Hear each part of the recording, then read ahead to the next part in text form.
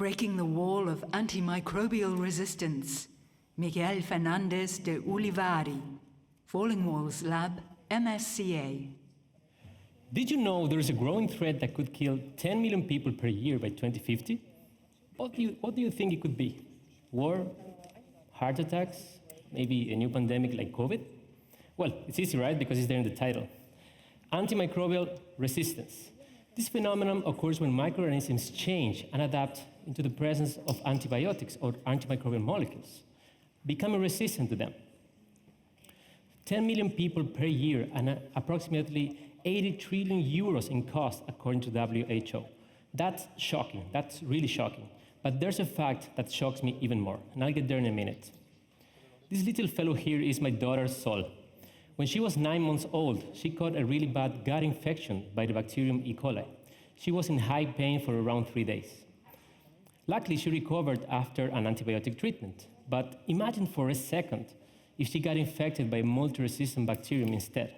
I tell you, my story, her story would be totally different.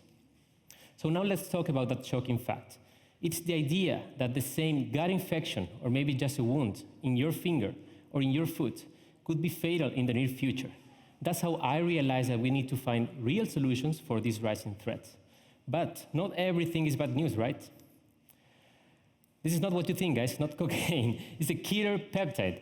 It's a new peptide, small antimicrobial molecule composed of just a few amino acids, which is able to effectively treat stubborn infectious diseases such as candidiasis or maybe tuberculosis with just a single dose. This peptide doesn't have the side effects that the current antibiotics have. It has lower chances of producing antimicrobial resistance, and it also can activate your immune system, and it doesn't hurt your body or your healthy microbiota in the process. However, we didn't stop there, and we went even farther, and we created a new technology that is able to increase by 50 times the antimicrobial potency of small peptides like this one. Just take a look at this dense biofilm of this pathogen, Candida albicans. This is a human pathogen. You could have this in your body. Nasty, right? Wouldn't you like to get rid of it as soon as possible if you had this pathogen? Well, I would, for sure. Well, you'll soon be able to do so with a single dose of our optimized killer peptide, like this. There are still many studies to be done.